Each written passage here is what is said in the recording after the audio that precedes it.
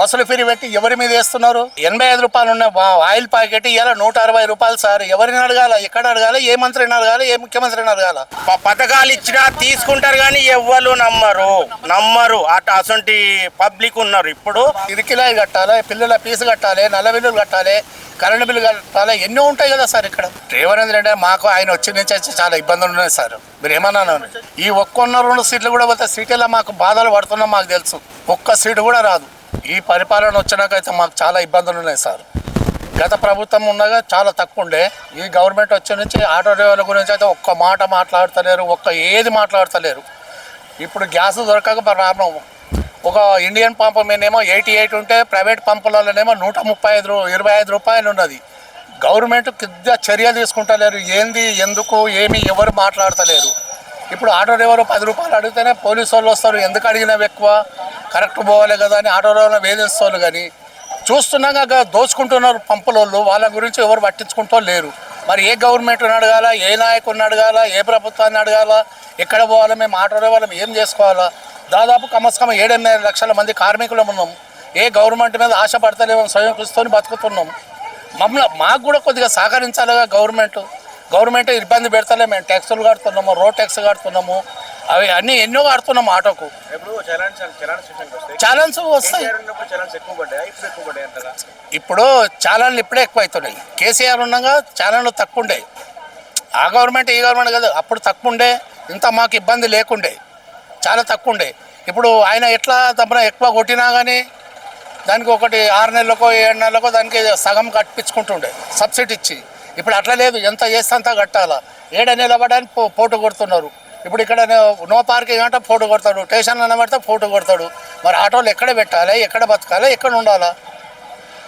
Auto కార్యక్రమం అంటే మరి ఇంత చిన్న చూపు చూడొద్దు కదండి సార్.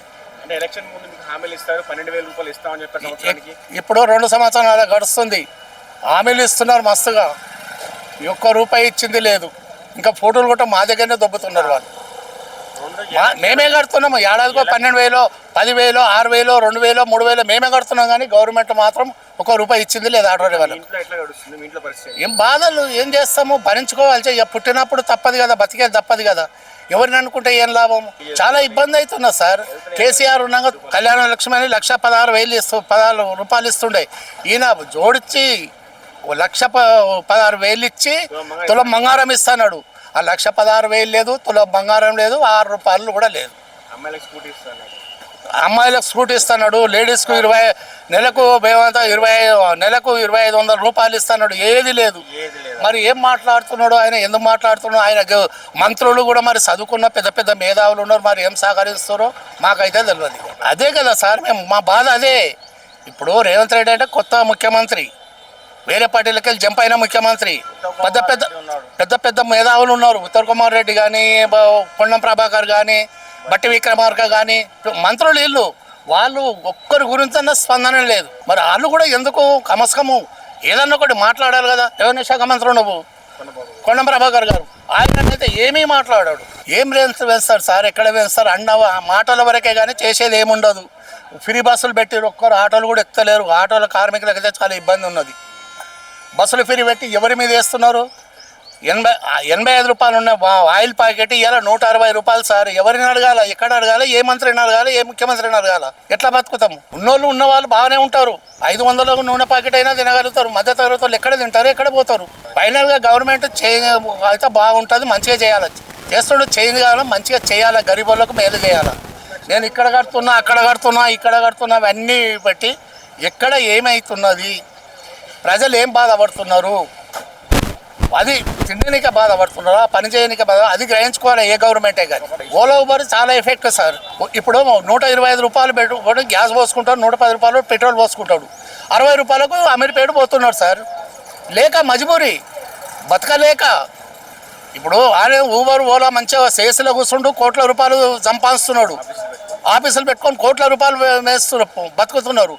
మేము అసలు గరీబులం అంటే మేము బతకలేక ఏమో 60 రూపాయలు పోయిన దగ్గర కమస్కం మాకు 20 మిగులుతాయో 10 మిగులుతాయో ఆ బాధతోనే పోతున్నారు. కానీ వాళ్ళు సుఖపడేది ఏమి లేదు. అంత ఘోరంగా ఉన్న పరిస్థితి. ఇప్పుడు వాడకుండా అంటే నేను వాడా, నా మిత్రుడు వాడతాడు, నా మిత్రుడు ఇంకో మిత్రుడు మేసే పొరపాటు మేమే. ఇప్పుడు ఓలా ఊబర్ కొట్టకపోతే వాడేందుకు పెడతాడు? కంపెనీ బంద్ చేసుకొని పోతాడు.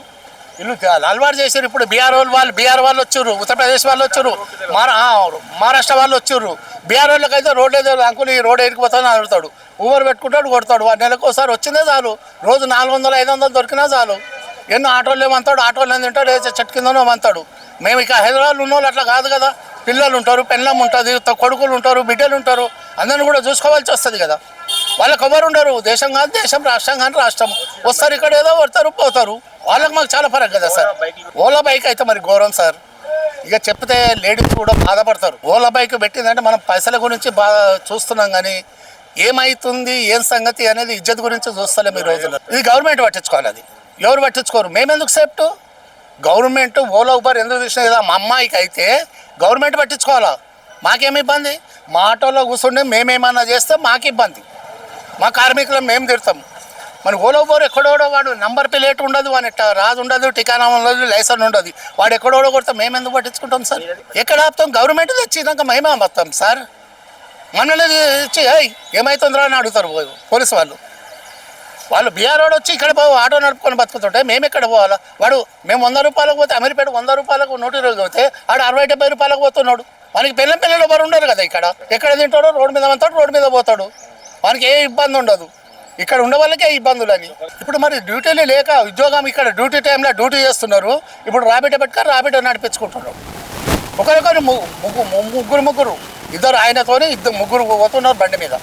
అదే సార్ నేను అనేది ఏంది, ఇప్పుడు జాబులు లేవు, ఊబర్ ఓలా దిశ పట్టుక వచ్చిందే చాలని నిరుద్యోగులంతా ఇదే పని పడుతున్నారు. వచ్చిందే చాలు, వాడికి 200-300 ఇచ్చినా చాలు. ఇప్పుడు ఉంటాడు, బస్ ఎక్కి ఊళ్ళో పడతాడు. మేము అట్లా లేదు కదా. ఇరికిలాయి కట్టాలి, పిల్లల ఫీజు కట్టాలి, నల్ల బిల్లులు కట్టాలి, కరెంటు బిల్లు కట్టాలి, ఎన్నో ఉంటాయి కదా సార్. ఇక్కడ ఆటో యూనియన్లో ఎవరు పట్టించుకుంటలేరు సార్. ఎవరు పట్టించుకుంటలేరు. ఆటో యూనియన్ ఇప్పుడు 10 ఏళ్ల కిందనే బంద్ అయిపోయింది. యూనియన్ అనేది లేదు. ఏమున్నా కానీ మీది మాటలు అక్కడ నేను చేస్తా అది చేస్తానంటే ఎవరు వచ్చుడు లేదు, కేసులు లేదు. ఇంత దోపిడీ కన్నా ముందర దోపిడీ జరుగుతుంటే ఏ నాయకుడు పట్టించుకుంటలేడు, ఏ ఆటో డ్రైవర్ లీడర్లు పట్టించుకుంటలేరు. ఎవరు పట్టించుకుంటారు? యూనియన్స్ కూడా డమ్మి చేసేసిండు. ఈసారి డమ్మి చేసిండు మొత్తం. ఈ గవర్నమెంట్ డమ్మి చేసింది. లేకపోతే ఎన్ని యూనియన్లు వస్తుండే మా ఈ బస్టాండ్కు, చాలా యూనియన్లు వస్తుండే, టీవీలు వస్తుండే. డ్రైవర్ ఏంటంటే మాకు ఆయన వచ్చి నుంచి చాలా ఇబ్బందులు ఉన్నాయి సార్. మీరు ఏమన్నా ఇక మా సీటీలనైతే ఒక్క సీట్ రాదు. ఊర్లలో మేము ఆశపడి వేస్తుండొచ్చు. ఈ 1-2 సీట్లు కూడా పోతే సిటీలో మాకు బాధలు పడుతున్నాం. మాకు తెలుసు, ఒక్క సీటు కూడా రాదు. 1 సంవత్సరం ముందు నువ్వు పెట్టిన పథకాలన్నీ హామీలన్నీ 1 సంవత్సరం ముందు 2 నెలల ముందు నువ్వు క్లియర్ చేసిన పబ్లిక్ నిన్ను నమ్మేటోళ్ళు కాదు. ఆ పథకాల గురించి పబ్లిక్ చాలా ఇదవుతారు, రివర్స్ అవుతారు. ఎవ్వరు నమ్మరు. ఎవరికి ఓటు వేయాలనో వాళ్ళు చూసేస్తారు. నెక్స్ట్ సీఎం కాబోయేది ఎవ్వరు పబ్లిక్ చెప్తారు. మొత్తం ఓటు ఎవ్వరికి వస్తుంది మెజార్టీ వాళ్ళకే చెప్తారు. పథకాలు ఇచ్చినా తీసుకుంటారు కానీ ఎవ్వరు నమ్మరు. అసంటి పబ్లిక్ ఉన్నారు. ఇప్పుడు బాధపడుతున్నారు, చాలా బాధపడుతున్నారు. కేసీఆర్ ప్రభుత్వం ఉన్నప్పుడు సంవత్సరం 1 నెల 2 నెలల వరకే కళ్యాణ లక్ష్యం 1,16,000 అప్లికేషన్ చేయగానే ఇంటికి వద్దురు ఆఫీసర్లు, మీకు చెక్కు పాస్ అయిందని ఇంటికి వచ్చి పిలిచి ఇంటికాడ ఇచ్చిపోయారు. ఇప్పుడు అవన్నీ ఒక్క రూపాయి కూడా వస్తలేదు. ఇప్పుడు ఆ పథకాలన్నీ రిలీజ్ చేస్తా, 20 కోట్లు శాంక్షన్ చేస్తా. ఏంలాడ రాజాన్నకి 20 కోట్లు చేసినా నేను మంచి గుడి కట్టిస్తున్నా అంటే కట్టిస్తున్నావు, అన్ని కట్టిస్తున్నావు. గుడి ఒక్కటే ఏంలో రాయందా? హైడ్రా ఉండి మూసనాతికి అందులో గాంధీ బొమ్మ పెడతానన్నావు. పెద్ద గాంధీ బొమ్మ గరీబోళ్ళని జరుగుమని నేను గాంధీ బొమ్మ పెట్టమన్నాడా? గరీబోళ్ళని కొట్టేసి గాంధీ పెట్టమని చెప్పిండు. ఆడ ఒక్క ఇల్లు కూడా కూలగొట్టలేవు. వాళ్ళ కుక్కడపల్లి ఇదంతా హైడ్రా పెట్టుకుంటా అంతా కూలగొట్టినా కానీ ఏం చేసిండు? నిన్న జగిత్యాల మీటింగ్లా నువ్వు V6 మేము అన్ని చూస్తూనే ఉన్నాం. రేవంత్ రెడ్డి సాబ్ నీకు ఒక ధన్యవాదాలు. ఈ నువ్వు తినాలే. మా ఆటో డ్రైవర్ల పరిస్థితి నువ్వు చెప్పింది కూడా నిన్న నువ్వు మస్తు మాట్లాడినావు సార్. మాట్లాడింది కూడా దానికి ఒక అర్థం ఉన్నది, కరెక్టే. అవన్నీ అర్థాలు చెప్పాలంటే నేను ఒక గరీబ్ మధ్య కుటుంబం ఆటో డ్రైవర్ను. నీవు చేసిన పథకాలన్నీ సంవత్సరం ముందు చేయి, పబ్లిక్ అన్నీ తీసుకుంటారు. ఏం చేయాలనో అది చేస్తారు. ఓటు ఎవరికి వేయాలనో వాళ్ళకి వేస్తారు. నీకేస్తారని లేదు, నాకేస్తారని లేదు. 3 పార్టీలల్లో ఏ పార్టీకి వేయాలనో వాళ్ళే నిర్ణయించి చెప్తారు.